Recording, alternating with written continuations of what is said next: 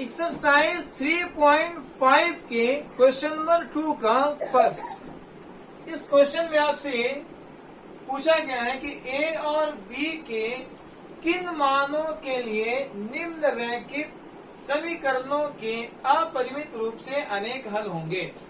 आपको जो है समीकरण के निकाय दिए गए हैं और आपसे पूछा गया है कि ए और बी के किन मानों के लिए इस निकाय का अपरिमित रूप से अनेक हल होगा। सबसे पहले क्या है, जो समीकरण के निकाय आपको दिए गए हैं इसको उसके व्यापक रूप में आपको कन्वर्ट कर लेना है।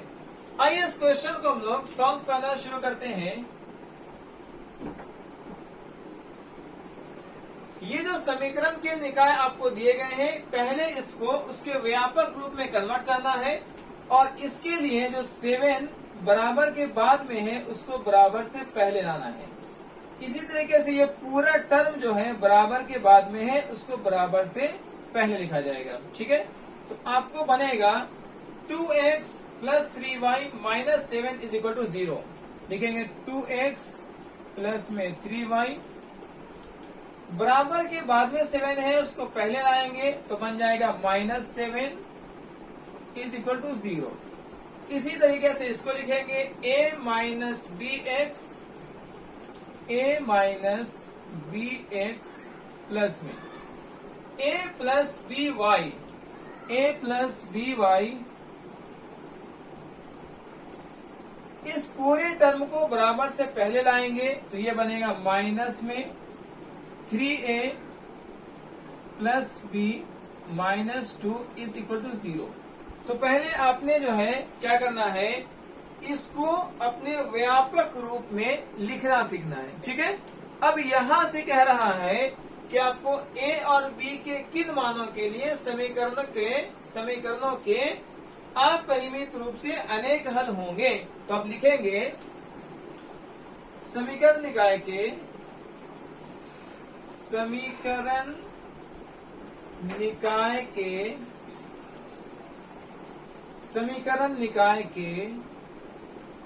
अपरिमित रूप से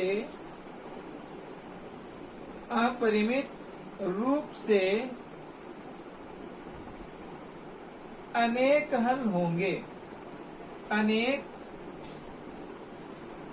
हल होंगे।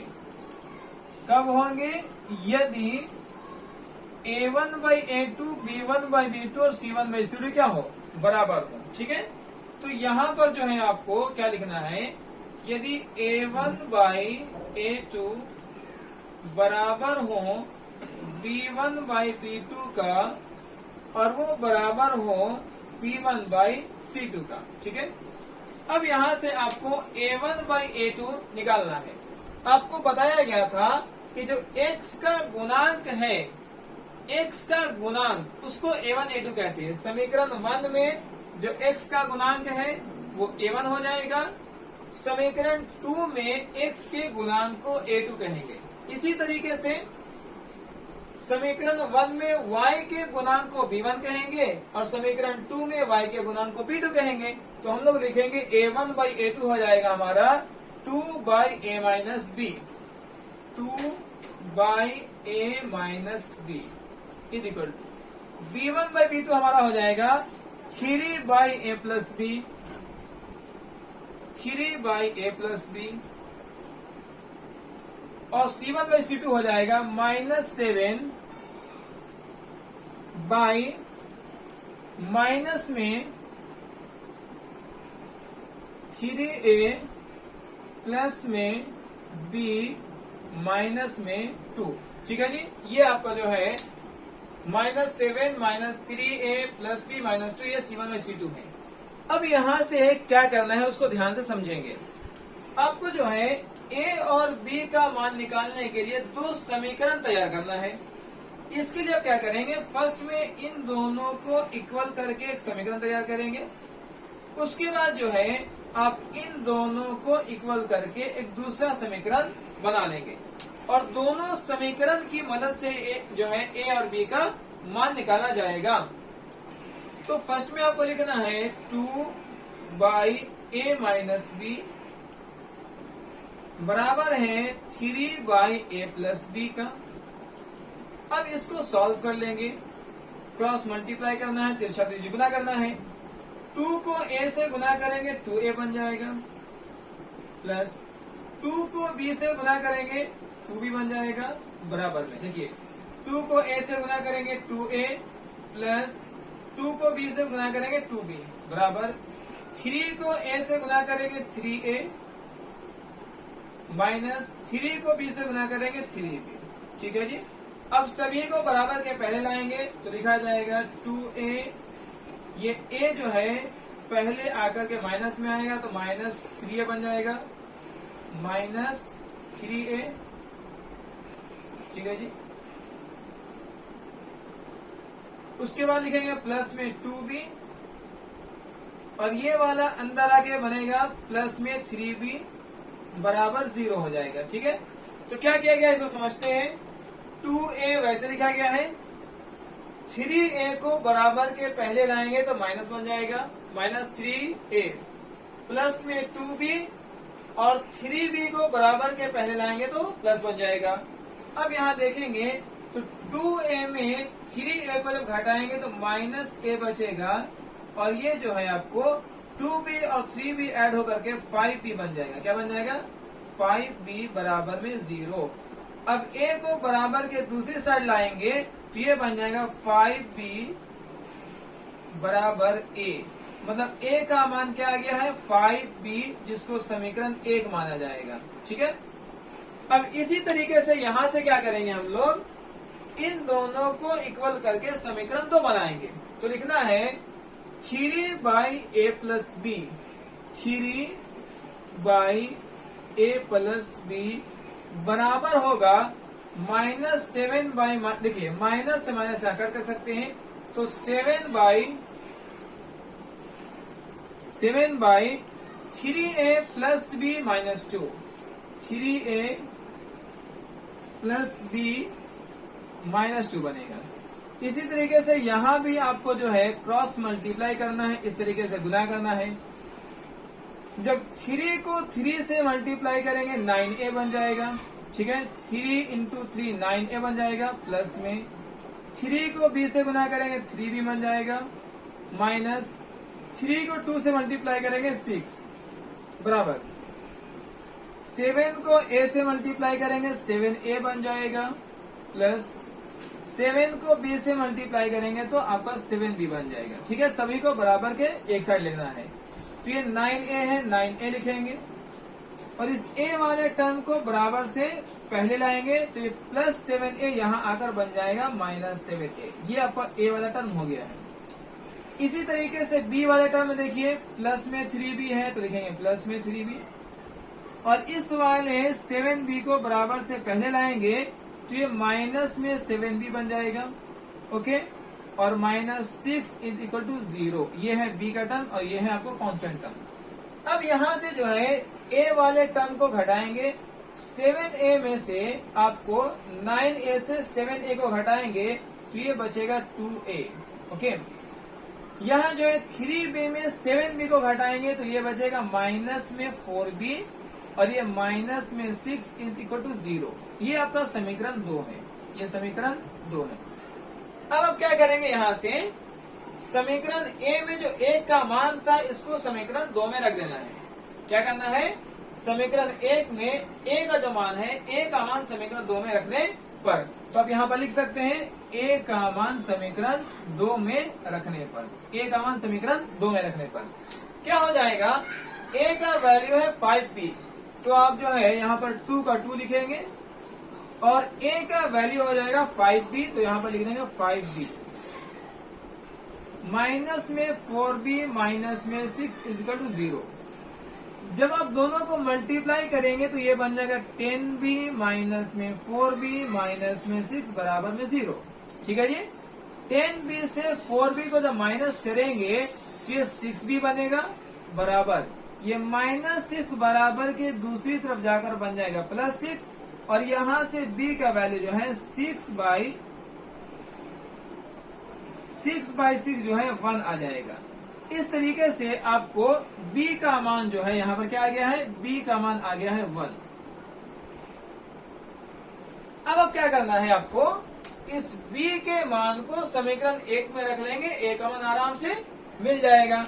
तो लिखेंगे b का मान समीकरण 1 में रखने पर, ठीक है जी, b का मान समीकरण 1 में रखने पर। समीकरण 1 क्या है, a बराबर 5b है, a बराबर 5b है, ओके। तो 5b लिखेंगे, a बराबर 5 का 5 हो जाएगा, इनटू b का मान कितना है 1, तो 1 से मल्टीप्लाई कर देंगे। तो इस तरीके से a का मान आपको 5 आ जाएगा। तो इस तरीके से आपने देखा कि हमारा वैल्यू जो है a का मान 5 आया है और b का मान 1 आया है, जिसके लिए इस समीकरण निकाय के अपरिमित रूप से अनेक हल होंगे। इस तरीके से हम लोगों ने क्वेश्चन नंबर 2 के फर्स्ट वाले क्वेश्चन को सॉल्व किया है। अब यहाँ तक स्क्रीनशॉट कर लीजिए, फिर इसके बाद हम लोग इसके सेकंड क्वेश्चन को सॉल्व करेंगे। क्वेश्चन नंबर 2 का सेकंड, इसमें जो है आपसे कहता है कि k के किस मान के लिए निम्न रैखिक समीकरणों के युग्म का कोई हल नहीं है। आपको जो है एक समीकरण का युग्म दिया गया है और आपसे पूछता है कि k के किस मान के लिए इस समीकरण युग्म का कोई भी हल नहीं होगा। सबसे पहले आपको क्या करना है, जो समीकरण का युग्म आपको दिया हुआ है उसको उसके व्यापक रूप में आपको पहले कन्वर्ट करना होता है, ठीक है। आइए इस क्वेश्चन को हम लोग हल करना शुरू करते हैं और सबसे पहले इस समीकरण युग्म को उसके व्यापक रूप में कन्वर्ट करते हैं। उसके लिए क्या करना है, जो 1 है उसको बराबर के पहले लेकर जाएंगे। इसी तरीके से ये जो पूरा टर्म है 2k + 1, इसको भी बराबर से पहले लेकर जाएंगे, ठीक है। तो आपको बनेगा 3x + y, 3x + y, 1 जो है बराबर के अंदर आएगा तो बनेगा -1 = 0। इसी तरीके से इसको लिखेंगे 2k - 1 x + k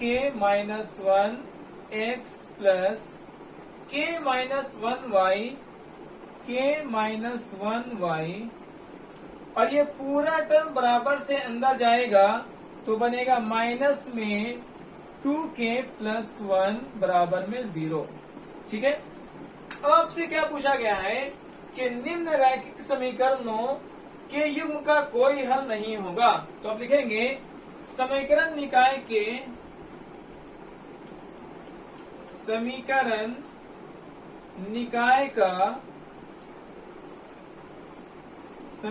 निकाय का कोई हल नहीं होगा। समीकरण निकाय का कोई हल नहीं होगा, नहीं होगा यदि a1/a2 बराबर हो b1/b2 का और वो बराबर नहीं हो c1/c2 का, ठीक है जी। आपको लिखना है कंडीशन, यदि a1/a2 बराबर होगा b1/b2 का और वो बराबर नहीं होगा c1/c2 का, ठीक है। अब आपको यहाँ से a1/a2, b1/b2 और c1/c2 लिखने आना चाहिए। a1/a2 क्या होगा, जो x का गुणांक है समीकरण 1 में, ये आपका समीकरण 1 है और ये जो है आपका समीकरण 2 है, ओके। समीकरण 1 में x का जो गुणांक है उसको a1 कहेंगे और समीकरण 2 में x का जो गुणांक है उसको a2 कहेंगे।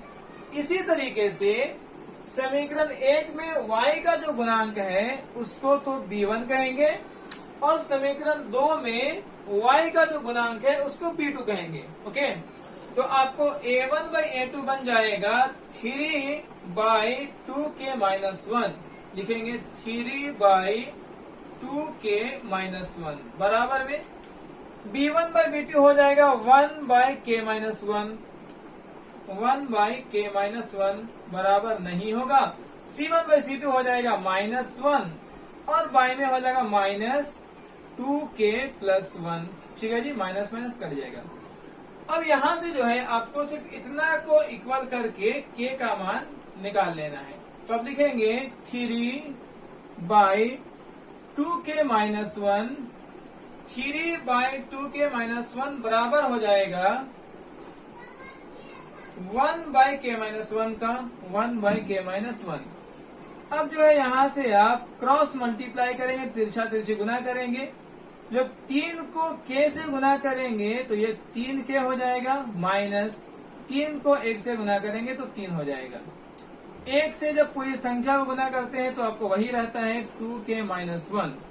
अब क्या करना है, k को एक तरफ करेंगे और अंक को एक तरफ करेंगे। ये है 3k, 2k बराबर से पहले आकर बन जाएगा माइनस में 2k, ये -1 है, और -3 बराबर के बाहर जाकर बन जाएगा +3। 2k से अगर जो है 3k से 2k को माइनस करेंगे तो 1k बचेगा। Okay, 3k minus 2k 1k बचेगा, और 1 में से 3 में से 1 घटाएंगे तो 2 बन जाएगा। इस तरीके से k का मान जो है आपको 2 आ गया है, जिसके लिए इस समीकरण निकाय का कोई भी हल नहीं होगा। तो यहाँ तक जो आप स्क्रीनशॉट कर लीजिए।